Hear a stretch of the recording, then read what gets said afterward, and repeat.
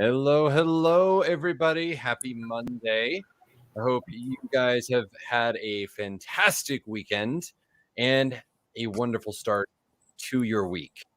I am excited about this stream because we are talking about one of my favorite all-time topics, which is developmental editing, and more importantly, how to do that for yourself. You're not replacing a developmental editor who's been doing the thing, but it definitely helps get you more prepared for a developmental editor should you decide to do one.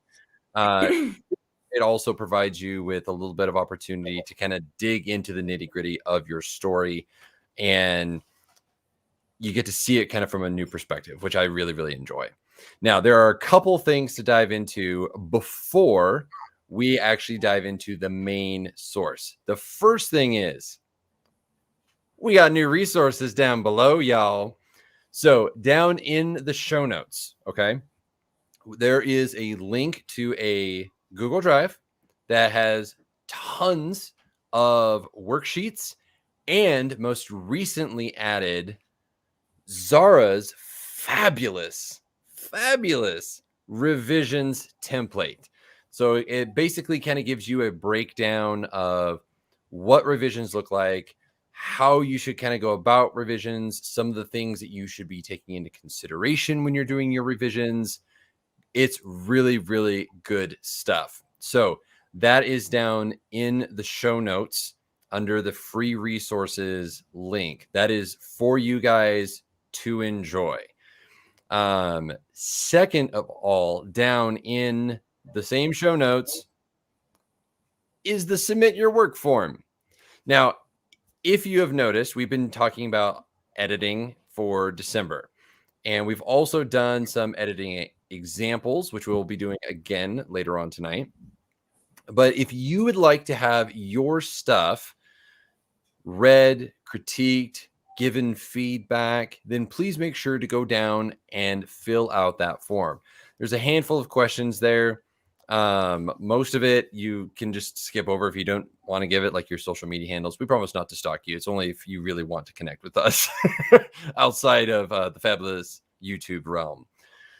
So if you want to do that, please make sure to go down and do that. And last but not least, probably most importantly, make sure to head down over there, hit the subscribe and notification icon. So that way you get notified when we do this. And we have highlight videos on the way. So there'll be kind of shorter snippets from our longer streams, which will be a little bit more digestible for a lot of people. And we're also doing, what was the other thing? One Last Coffee Chat, I believe, is coming up this Thursday. So if you guys have loved the coffee chats, definitely make sure to go do and check that out. Plus, we do microblogs over on the community tab. So if you haven't been there, go check that out. Like, we're fun, guys. Seriously, we're a lot of fun. All right, let's dive into the main topics for tonight. Started off, so it was a question for me. So the technical side of revisions, authentic storytelling, and the big picture. So I've gotten on my soapbox before about developmental editing. So I'll try to not get all the way on the soapbox. Maybe just don't kind of go off, please. Ain't nobody got time for that. Yeah, we don't got time for that in the stream. We do still have editing sprints that we have love to do. you. So for authentic storytelling and the big picture, and I'll use an example from my most recent projects. Right now, I'm working on my kind of post-apocalyptic dystopian short story series, in addition to book 2 of my fantasy novels. And for the short story series, I actually just sent it off to my betas. And these are like 3 people that they are like diehard fans of my writing.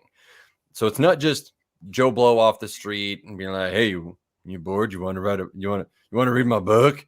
It's not like that.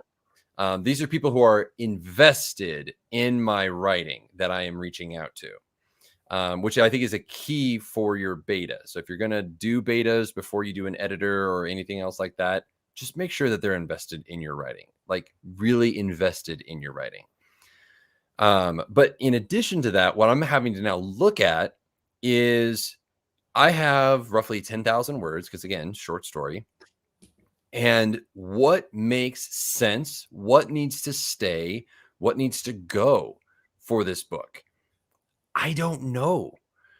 And so I have to pull myself out of creative mode a little bit when it comes to working on it and really think about what my book is going to need. Like after spending a little bit of time over the weekend thinking about it, I may have to rewrite it from a first person past tense point of view, which we had kind of talked about tense usage during the Thursday stream, if you guys missed that. And I had told my wife, and she was like, that's a lot of rewriting. I'm like, yes, it is. Yes, it is. But that might be what my story needs. That's what's going to help it be authentic, because it doesn't quite feel like that. It feels like a giant dumpster fire that's just slowly smoldering in a bin. And I need to take it to that next level. But that only happens when I pause and I think about, what does it need? I am assuming that I have not done a good job at fleshing everything out. If you go into your book assuming that, like, I was a friggin' genius, all of this stuff is so unique, no one else is going to have ever thought about this before. And not only that, I nailed it. Have fun with that.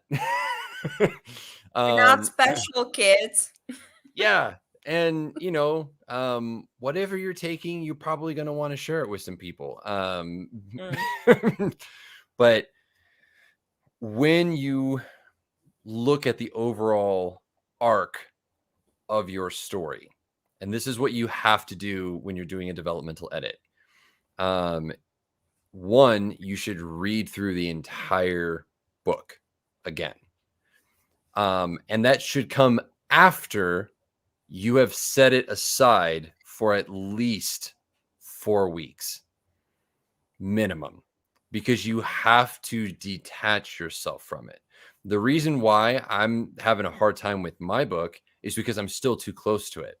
Like, I want to go back. I want to keep writing it because my goal is to publish it in March, but I am purposefully waiting until I get my beta feedback. Then I'm going to reach out to a developmental editor who specializes in short stories. Notice I'm not just doing it for anybody, but someone who specializes in that, because it's a different structure. It's a different format than what I'm used to. So I find someone smarter than me, and I assume that I'm the idiot, right? Because if you're not in surround themselves with even smarter people. That's what they do. Exactly. Yeah. And if I'm going into it with the idea that I am not doing this story justice yet, that means that I have room to grow and to change the story to what it needs to be, because it's not there yet, which means that will have a not only a cascade effect for book 1, but also all the way through book 4 of the short story series. So as you guys are thinking about the big picture, you're thinking of the arc, you're looking for plot holes, you're looking for inconsistent details. I have several inconsistencies. I can't tell you where they are, but I know I can tell you that they are there, because as I'm writing, I was just like, wait a minute, Trina, that's not right. That's not the character's name. Tina, that's what it was. I have like 3 or 4 chapters where I named the other character Trina, and I'm like, it's supposed to be Tina. So that's an inconsistency I'm going to need to have corrected. So going into that, you're looking for these types of inconsistencies within the story. Mark them down. Every little detail. This is the part of a developmental edit. This is honestly why it costs so much. And why it takes so much time is because you have to get down its nitty gritty detail stuff. It's not grammar. It's not punctuation. It's not, finding the duplicate words. You'll find all of that, but that's not what a developmental edit is at its core. So just kind of keep that in mind as you think about going and doing your own developmental edit. You have to look at the structure. You have to have given yourself time away from it in order to actually see it. If you're sending it off to betas, give them 2 or 3 weeks as a deadline. Don't just be like, yeah, whenever you get it back is fine. No, 3 weeks. And then depending on the size of the book, obviously. And if there's holidays, let's be honest. Give yourself that time away. Work on another project. Work on something else that is still creative. It's just not that book. So that way, when you come back to it and they give you fresh feedback, you're like, okay, all right, I need to take a good, hard look at this. So that would be my recommendations as far as authentic storytelling. The authenticity comes from being consistent. It's acknowledging that you don't really know what's best for your story in the first draft until you've gotten additional feedback and multiple pairs of eyes on it. Assume you're the idiot and that you don't know what you're doing. And that will allow you to actually receive the feedback and sift through it more, because then you're not offended by it. Guys, if I was offended by as many people told me to just completely scrap my my illustrated cover and start all over again, then I would just be a puddle of tears huddled in a corner somewhere, rocking back and forth. They're like, this is garbage, just redo it.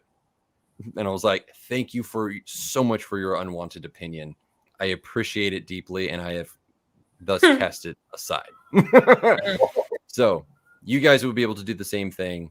That's all I'll say on that. Any other follow-ups to that?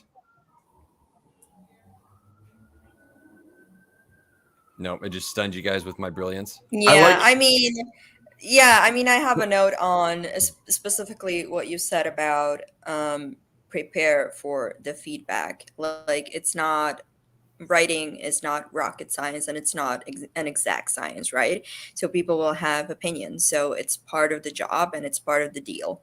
So as much, it may sound harsh, I may sound harsh, but that's just the reality of it.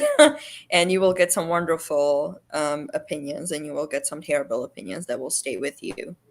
So I feel like just, coming to terms with that, and that's the part of the deal when you're a writer, is like, the sooner you come to terms with that, the better.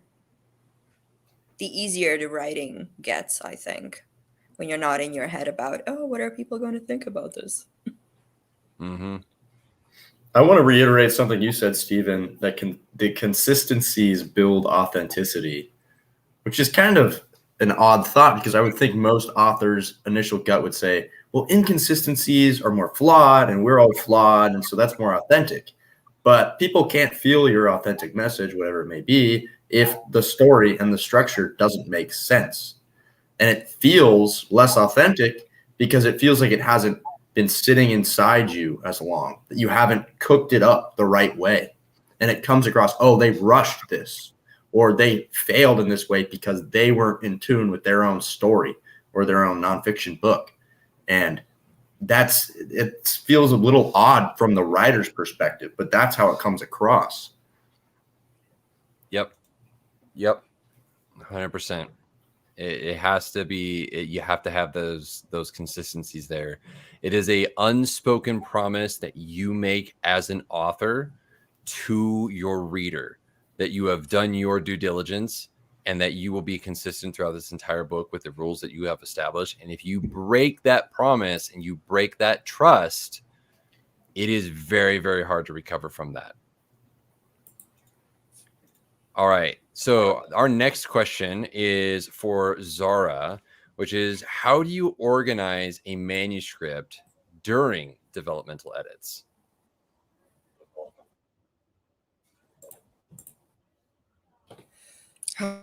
man, I'm Stephen is a tough act to follow. Like, I feel like that guy who had to follow Martin Luther King's "I Have a Dream" speech. Like, good luck upping that one, buddy. In terms of developmental edit, Stephen is our gem. So I can just second everything he said. Like, in the initial plan, make explicit decisions about who will do what in your book, by when, and in what order. Many times I have assumed that a character arc worked and was going smoothly, only to discover that it wasn't. And so, as Steven said, like, and this point might be obvious, but as an author coach, I've heard authors tell me this so many times that they hadn't realized this was important until I said this out loud. So I am saying it aloud for YouTube to hear, and to reiterate Steven's point that read the entire manuscript back to back and make notes. Don't make developmental edits chapter by chapter.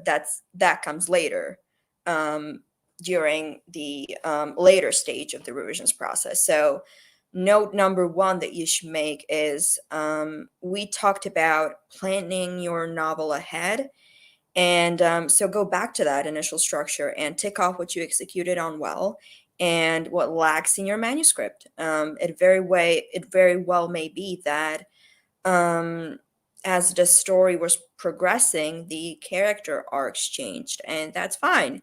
But because we are talking about developmental editing is about the big idea of the book. So if your hero is supposed to go through a major transformation in order to learn a lesson, yet he doesn't, then you better have a really good reason to justify this arc, or otherwise it just doesn't work.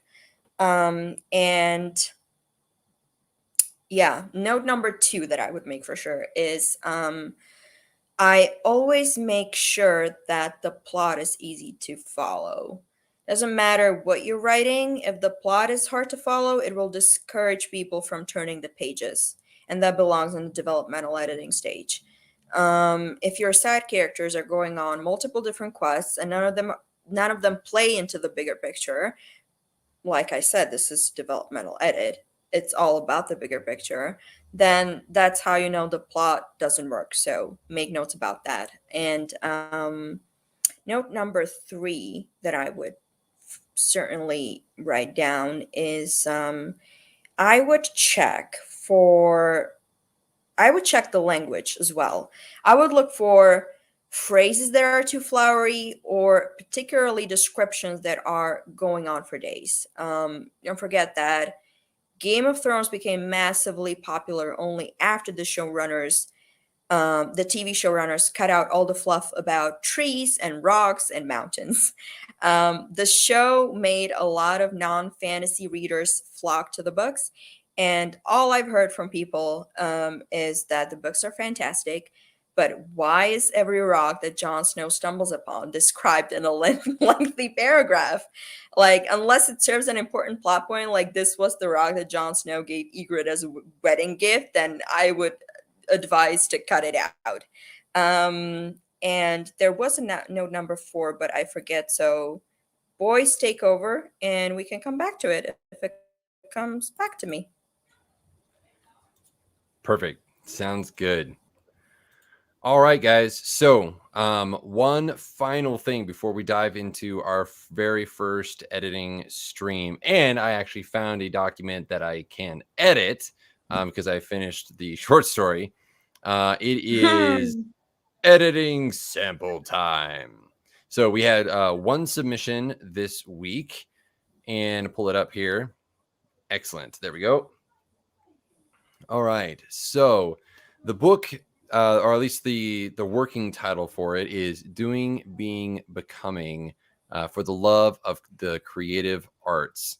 And it is nonfiction by Rita.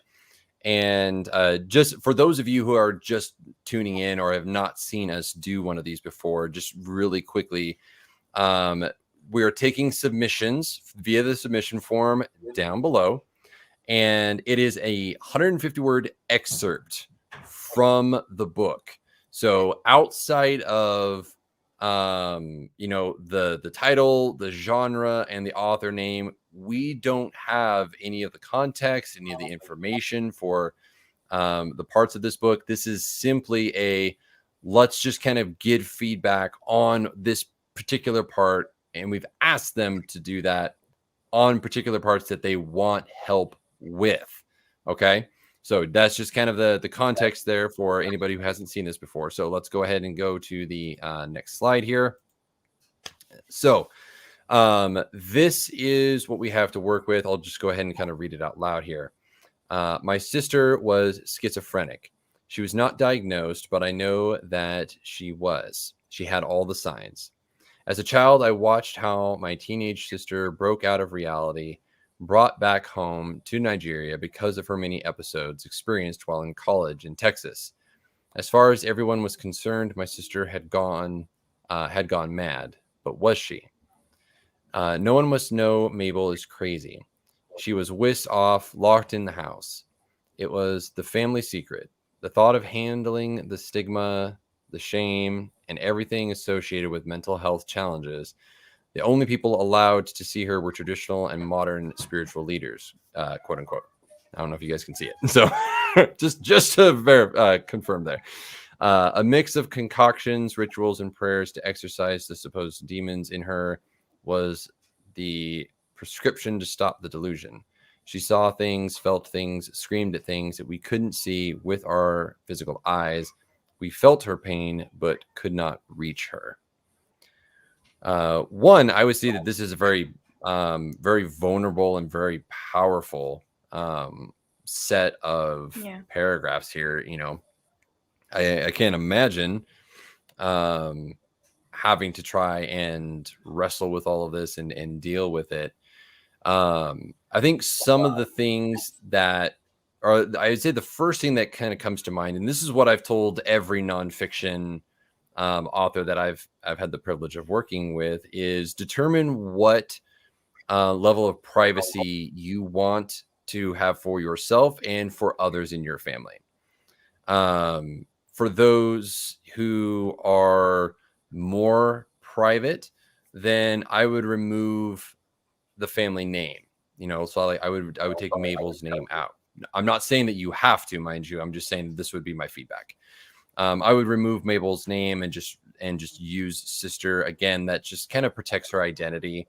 You know, and it shows care towards the family member. I would imagine that there could be family members who are not particularly happy about this topic being brought up if it was the quote unquote family secret. So again, just being aware of that. For me, several of the paragraphs, and this could just be the font, it's hard to tell, are very choppy. So there's a lot of hard stops where I don't think there needs to be, and there could be more flow, particularly in paragraph 3 where it starts, you know, no one must know. It also seems like there's some tense changes here and there. So those would be things that I would look into and try and tighten up. How about for you guys? Yeah, I want to reiterate those minor syntax changes. I think overall I like the short sentences as a matter of building the flow, but I think there's a couple in there that probably intentionally aren't, you know, complete sentences with the subject. And for instance, like brought back home to Nigeria because of her many episodes. That sentence, for instance, doesn't have the subject in it. And technically it's grammatically incorrect. Now I know all these sentences have a place in time, and if that's the writing style and that's justified, then that's great. But I think that's something to ask yourself and determine, is that necessary? Does it add to what I'm building as a whole? And obviously I don't see the whole, you know, where the context of where this is. So it might, but just in reading this one section, if it was this alone, I would advocate for making sure that the sentences are complete sentences. And like you said, Stephen, with the third paragraph, kind of building that out a little bit. So completing like the thought of handling the stigma, building it out a little bit and allowing it to have a more regular flow and structure I don't think it would take away from any of the impact. And it's very visceral. And I don't think that's going to be lost with those kinds of changes, which is really important because it is a very visceral section here. And it definitely, you know, engrosses me and makes me feel something, which is probably the most important part about what this needs to accomplish. So on that end, I think it's very good at what it's doing. Yes, I would agree. It makes me incredibly emotional. And we thank Rita immensely for submitting something like that for all to see. I second your opinion, guys. I would say be conscious, Rita, be a little bit more conscious when it comes to your writing style, right? Because at the beginning, it is very nonfiction-y. And then with the last paragraph, it dabbles in the way fiction writers usually stylize, right? So more like narration and description of using metaphors. So it's like on the verge of losing a personality a little bit for me when you make a jump. But other than that, I really like it. Yeah, I really like it. Yeah, I think it has the potential to really have a big impact. I do agree, Zara, with that second to last paragraph there, where it does morph into something that is more fantasy-esque. Which, if that is the intention behind it, because it felt like something out of a fantasy, then I would actually lead with that. If you want to keep Yeah. those descriptions, be like, it felt like I was in a fantasy book. You know, there was concoctions and rituals and prayers. And so you're calling attention to the fact that you're using that type of language. It And needs a that setup immediately. before, yeah, it needs like a setup paragraph before you dive into that. Yeah, I agree completely. Yeah. Yep. Absolutely. Yeah. And then I think after that, you're good. I'd say maybe a caveat to that too is in the larger context of the book, maybe this is a reoccurring theme.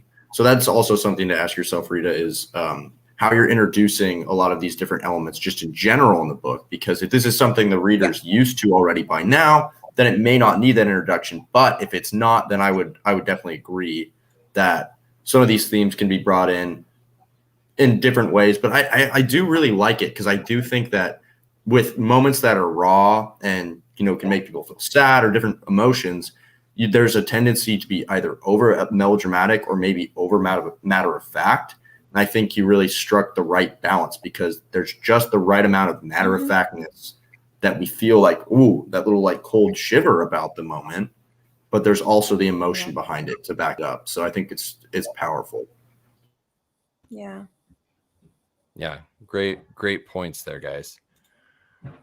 All right. And we actually had a question coming in from Kyra here, which is, what is the difference between accepting that your book has evolved into something you didn't expect and losing focus on your main idea? Great question. That is a great question. You're probably most equipped to answer this. This literally happened to you. So I'll pull from what I'm doing currently to try and illustrate the point. So I'm working on book 2 right now, The City of Stone and Sorrow, and doing the processing that I've had to do on this book and realizing that it's probably going to end up between 80 and 100,000 words. It was like, am I losing focus on the main idea, or is it evolving into something that is bigger than I had anticipated or thought that it could be? And I was joking with some of my Discord fans that I'm now building out royal family trees and building out the histories for these kingdoms. I had done that on a very, very high scale, but nothing kind of moving towards the macro. So, Kyra, to answer your question, I think you have to potentially just kind of sit on it for a little bit and really think about, is this too far off of what my initial goal is, or is it simply a different path that I didn't see before? because we have to remember that we learn and grow as authors. I had to make a very hard choice back in, I think it was 2017 now, with my original fantasy series, of which this kicks off, but I was initially starting in like several trilogies down the road. I realized that I wasn't the author I needed to be in order to write those books. And that was a hard thing. And now I look at it, I'm like, oh, thank goodness I did not start writing with those books. Because by the time I get to them now, one, they're going to have changed a little bit. Two, I'm going to have such a rich world history in which to pull from that it is going to radically impact those books. And so, Kyra, if you're dealing with that same kind of thing, take a pause and look at it and try and pull back as far back as you can and look at maybe you have to write it out with sticky notes, right? You do all the chapters, you do the entire plot outline, index cards. Yep. Or if you're a tech guy like me, then you're using something like what was it? Campfire Pro. You're using Campfire Pro and you're mapping all of this out with freaking family genealogies and crap. But get the big picture. And then if you're like, yeah, this is going a completely opposite direction, then you have to figure out, now, how do I course correct? What chapters am I going to need to remove and then start over from? And then how do you start over? What is that next logical chapter if the other ones were going off the rails? So that would kind of be my advice for that, being in a very similar place. It seems like my guess is that you are standing at a crossroads between the book going in just the polar opposite direction and simply a newer path that might be slightly more uncomfortable. Yeah. But is ultimately going to bring you to a place where the book is much more robust and much more complete than you thought it could possibly be. Vincent, Zara, any thoughts on there? Yeah, this is a great question, because this is a question that authors we work with in particular run into all the time, because our main job is to tell authors, get people excited about your book. And the pushback on that often is exactly what Kyra is saying, but I haven't done revisions yet on the book. Like, what if the book is going to change? It will, but your main idea should never change. The emotional core of the book should never change. And if it does, then you have to start rethinking what are actually trying to say to the world with this book. So you rewrite, you do rewrites, and you polish and all that stuff, but like the core emotional idea that drives the entire book, like your hero's purpose or your anti-hero's arc or whatever it is, that should never change, because that's the initial thing that propelled you to write this book. That's like the passion behind it. So that should never change. Yeah, honestly, on a personal note too, with my book, I think for a while I was on the path that felt clear, but was actually more muddled. And I think that's kind of hard to tell yourself as you're writing a book that you don't have all the best insights at that moment for your book, even though you're so close to it and you're thinking about it all the time and you're working hard. Later on, you'll probably have better insights about it, even when you're more divorced from it. That's a weird thought, but it's usually true. And for me, it was because I took a path that felt really uncomfortable with it, and only to find out with sort of like the driving force behind why I was okay doing that, because it added to the main idea. If it hadn't have done that, it might have been the wrong path. But now in hindsight, thank God I took that path, because by far a better book because of it, by far was the right option to do it. So that main idea, the main message, whatever theme you're thinking of for your book, the passion is really kind of hard to get to, and it might take you on weird paths, but keep that in mind always. Yeah. And the follow-up was it's the discomfort for me. Yeah. I mean, when you're doing stuff like that, I mean, it's going to be uncomfortable. Oh yeah. It has to be. It has to be uncomfortable. It doesn't have to be miserable. There's a difference. But it should be uncomfortable, and that is what tells me that is probably a growth moment, is when you are again at that crossroads of, do I stick with what I've when I'm comfortable with, or do I push it a little bit farther to see what happens to the story? And yes, embrace the darkness, Kyra. Just go for it. Just yeet the light right out of the book. Yeah, because we have the responsibility to do that, don't we, as artists? Like, who else to bring up difficult conversations if not artists, right? So a part of that is like bearing in mind that this will make probably a lot of people uncomfortable too, since we are all human beings. And if I feel uncomfortable, people will feel uncomfortable. But does it serve a higher purpose? Like, does this conversation actually needs to happen? So if it does, if the answer is yes, then we have a responsibility to do that as artists, as writers. It's usually artists who lead the movements forward in society and in general.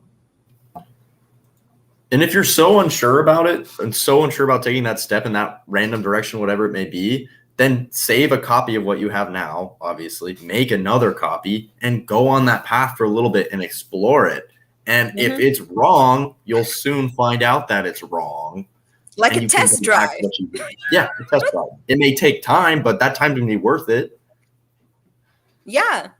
Like, that Lamborghini is looking really good, but if you don't feel good driving it, probably don't buy it. I mean, who wouldn't feel good in a Lamborghini? I mean, it's I mean, you kind of need the Autobahn to like really feel good. It's hella uncomfortable. Like Lamborghini specifically. Like, let's not go on a tangent here, but I mean, I didn't drive one, but I did sit in one once, and it was so uncomfortable. Like, I had no leg space. I was just crammed into you it. Didn't have leg space. I couldn't get in. So why I'm is it so low? 6'5". I've squeezed myself into a Mazda Miata. Like, bring on the Lamborghini. No, I mean, yeah. But we won't go down that rabbit hole too far. Yeah, listen, I'm not high maintenance. I may look like it, but I'm not. I like as authors. I mean, let's be honest. As authors, we all tend to get onto our own rabbit trails, and they can be a lot of fun. But sometimes, and I think this is what my boss used to say, sometimes we just have to shoot the bunny. You just got to shoot the bunny and end it. And Kyra's a Ferrari girl. So now we're talking. That is a different conversation. Yeah. I mean, granted, if it were up to me, I would totally have that Mustang from Gone in 60 Seconds. From. I'm just saying. The funny thing is we're sort of illustrating our point right now, going on a rabbit hole and then realizing it doesn't contribute to the main theme and then going back to it. So this is what we do for you guys. We create object lessons out of ourselves. It's gonna be a mess. Yeah. Good stuff. Well, so we're sitting at close to 40 minutes. We're probably not going to have time for a longer editing sprint. And I feel like the conversation has been happening really naturally anyway. So I say we just go ahead and just kind of keep on going. And so I'm going to bring up the question that was for Vincent, which is, how do you prevent the domino effect when you're doing developmental edits? How does that work for you? Yeah. So to answer this question, I'm going to use a really stupid analogy, but it kind of works for how I think about it. It's the puzzle. It's the puzzle pieces. So the developmental side is you're building the puzzle. You got the big picture of the puzzle together, right? And everything needs to work together structurally, character arc wise, the general story, the plot. That's what you're focusing on. And then later in the revisions part, you're looking at each individual piece and polishing it or repainting it. And they're all different sizes and they all have different levels of importance. But the thing that the domino effect deals with is if you're moving or changing one piece too much, then the whole thing can kind of crumble or not fit together. And that's a very scary thought at any point in edits, developmental or revisions. It's like, if I change this one moment about my character or this one scene, I want to change it. I want to make it better. But if I'm introducing too many changes, is everything crumbling? So even when you're in later parts of revisions, it's good to kind of peel back a little bit every once in a while and look at the developmental stuff just every so often, or have some running document or outline or all these sorts of things that you're focusing on so that you can see that bigger picture and you can actually take big revisions into account that affect that. And the even scarier thing is too, sometimes it's little tiny revisions that can set a whole new plot hole or can divert everything. So keeping tabs on that is really important no matter what stage you are. And you don't have to devote tons and tons and tons of thought to it as you're doing other revisions, but constantly ask yourself as you're making changes or updating things, how does this affect it? And then the important thing behind that is before you get to those points in revisions, by that point, you should already have an understanding of your structure. Like you guys have been saying, you take that break, you come back to it, build that structure around it. You should know that well so that instinctively, as you're making little revisions and edits, you can kind of see how it's changing that big picture. Because if you're going into later parts of revisions without that whole big picture, understanding your book, and you're just kind of winging it still like you would in a first draft, that is a recipe. Also same. That's a recipe for disaster in lots of ways. So yeah, that's when things start to crumble. So keeping tabs on it, building that out, taking the time away from the book to build that out is really important. Yeah, that's exactly what I didn't do for my second draft, was that right there. I rushed through that second draft like a bull in a china shop and just wrecked the place. And the domino effect, I've been the recipient of that, and the dominoes were like freaking skyscrapers as far as like the book was concerned, because both my betas, the 3 betas that I sent to, plus my acquisitions editor, was like, there's not enough world building. And I was just like, crap, this is supposed to be epic fantasy, high fantasy. That's like the essential part. Yeah. Yeah. And I was just like, That's a problem. oh my, oh no. And so that's actually when I got Campfire Pro, which we're not sponsored by them, by the way. I have to. But we should be. Hey, we should be. Come on, guys. We mention it more than anything else. It's true, because it's amazing and I freaking love it. But yeah, that domino effect is, as soon as I realized that there wasn't enough world building, it was a cascading domino effect from chapter 1 that could not be undone. And there was really only 1, possibly 2 full chapters that all I had to do is actually make some minor edits on. The other 38 had to be rewritten from scratch. There was no saving draft 2. Yeah. And so to avoid the domino effect, I think something that I would add to what you said, Vincent, is take your time when you write. Like, my deadline for book 2 is publishing in August of next year, right? That's my personal goal. But I can't say hell or high water, that's when it's going to be. Yeah.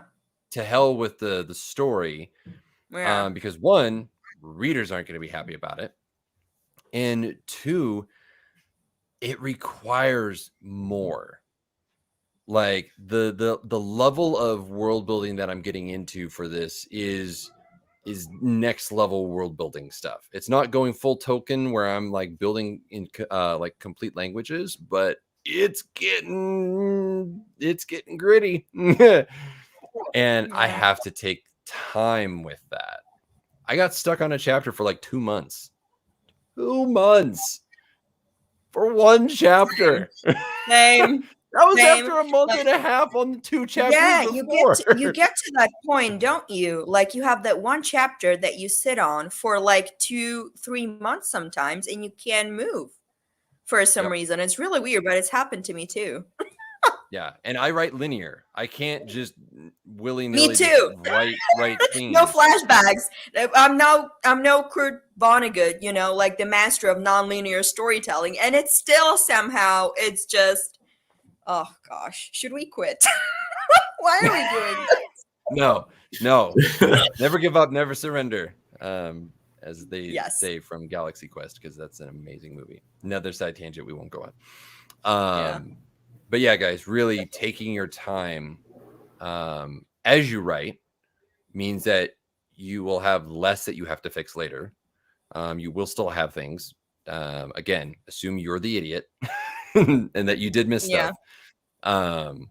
And then, like what Vincent was saying, set yourself up for success, you know, and to avoid that domino effect, because it hurts. It hurts.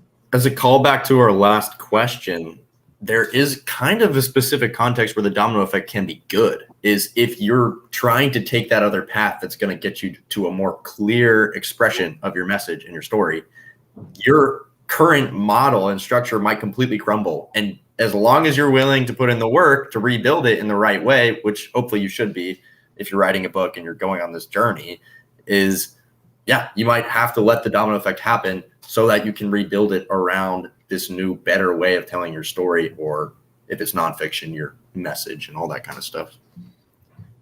Completely. That's a like great point. Great writing is made out of details, like, and specifically, like Stephen mentioned, like for genre fiction, there are specific genres that where every line matters, and that's where, like, if you're writing crime, thriller, high fantasy, like every line matters because you're sort of uncovering the mystery. So great writing is made of details. And even if it's just like a family drama, like you wouldn't say that it necessarily can set off like a domino effect, but it can. Like a great example would be Succession, currently on HBO, right? It's literally just like a dynasty drama about a family, but it's so intense, and that's because of the great writing that is made of these little details, like these small lines that just can set off an entire season like off the charts. And hopefully that's what you're striving for, but you need to know what you're doing. So Yep. Yeah. Some absolutely fantastic conversation and questions around here. I'm just gonna kind of open it up here because we still have a couple of minutes left. I'm super curious, like when it comes to your guys's own editing styles and preferences, like what routines have you found that have helped you in some way, like as you're going through and doing edits? I'm a binger. I think I've talked about this before, but I often find that it's very helpful for me to clear a lot of the other things in life that I need to worry about and get them done really fast, so I have no excuses. And for however that length of time may be, I get that out of the way, and then I can just focus on it and just work on it. And it's a little bit unhealthy. You can take that in wrong directions for sure. But I kind of like that whole way of doing things because then I can really get into it. I really like structure. So I always do an outline of everything that I'm going to do during my editing. And I catch myself often like doing unnecessary self editing, especially during the developmental stages. So I try to stop myself as much as I can and go back to the outline. No, big idea, big idea. That's what we talked about, right? So yeah, I need a structure. I'm a neurotic, so I can't just, YOLO, whatever. No, it doesn't work for me at all. So I always outline everything that I'm going to do up front. After I've read the manuscript, of course. Like, there are just these glaring issues that jump at you straight away. Every writer knows that. When you're going through a manuscript, it's like cringe level 1000. So I write it down, make a structure, and that's how I move forward. Before you go on it, Stephen, that gave me an idea about how I wrote my book and how I wish I will do it differently in the future. Is I didn't have the outline to start with. Or, well, maybe it's not necessarily in the first draft that you 100% need it. I just kind of had it in my head and was sitting on it so much.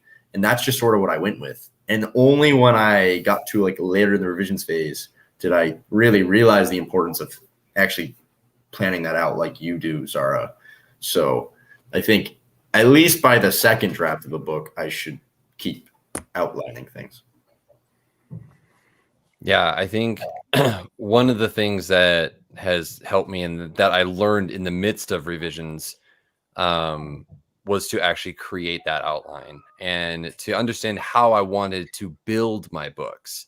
I wanted to break it up into 4 acts with 10 chapters each, which allowed me to better structure and pace my story.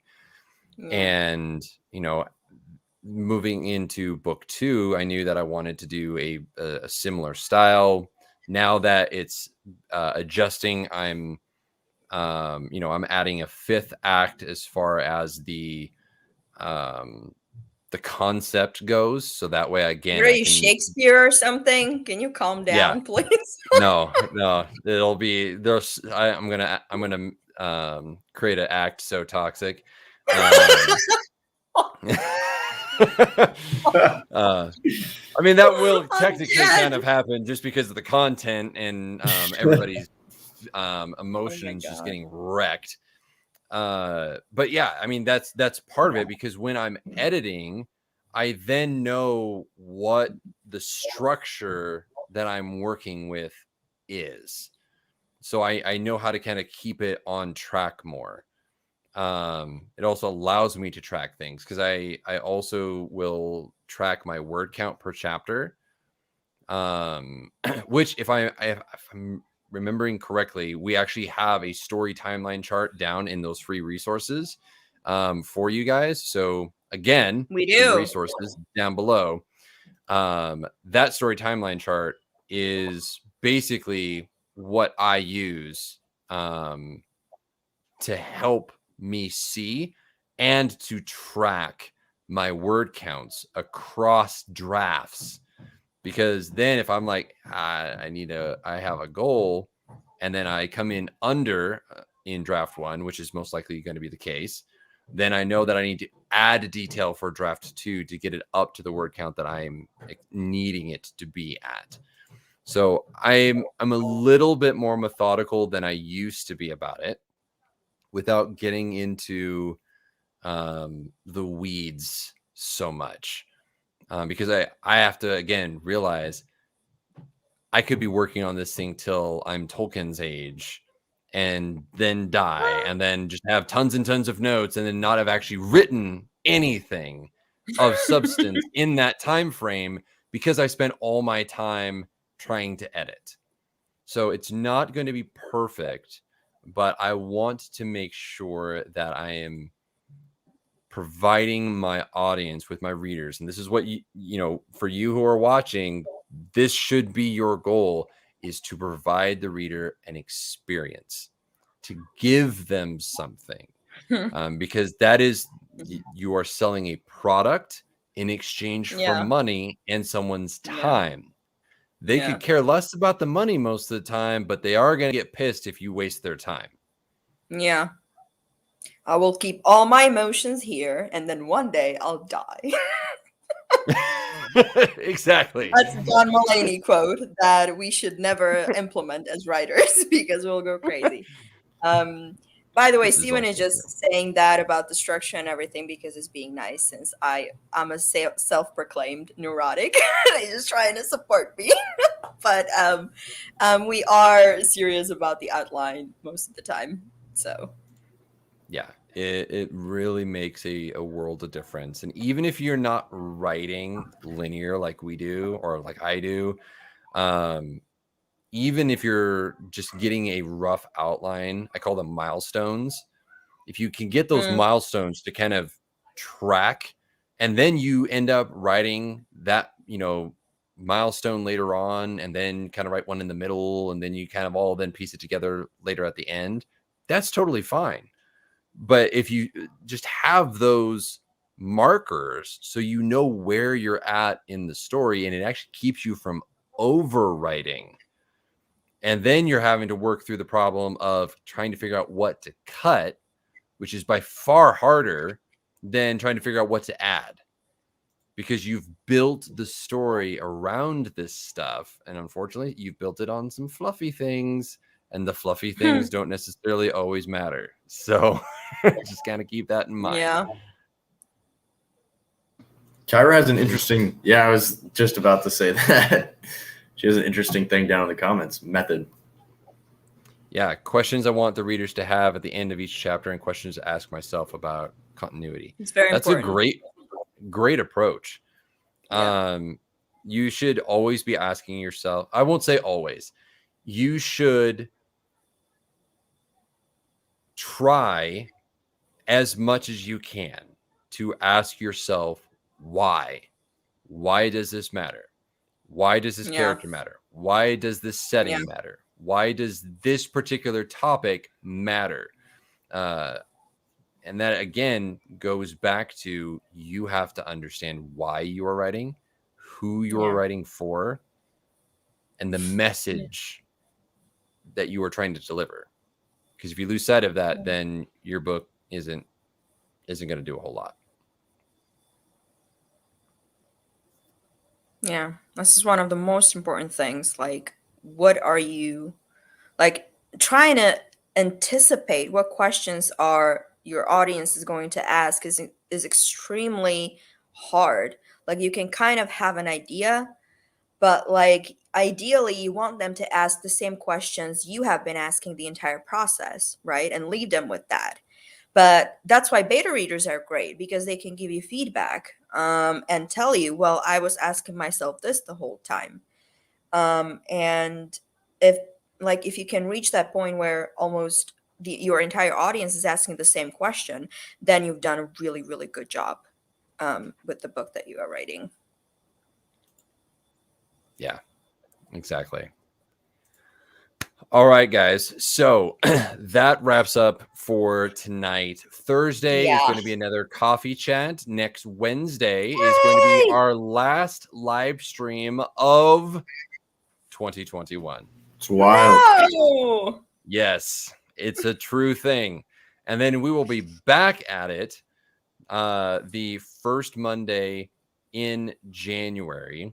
And then we're going to be talking about actually applying the edits that we have theoretically made in the month of December, and getting them ready for submission. If this is something that you guys are interested in doing, submitting it to New Degree Press in February, when the submission window opens for manuscripts. So it's going to be super exciting. I hope that you guys are encouraged throughout this entire process, as we've gone from Preptober to Nano to now, editing in December, doing revisions in January. And then next year, we've got some great stuff planned, talking about Amazon and how to kind of maneuver through those things, author branding, all that kind of stuff. It's going to be a great, great time. And we'll kind of give some additional details on next week's stream. So until then, guys, I hope you all have a wonderful rest of your week and a fantastic weekend. And then we will look forward to seeing you next Monday, same time as usual. Take care, guys.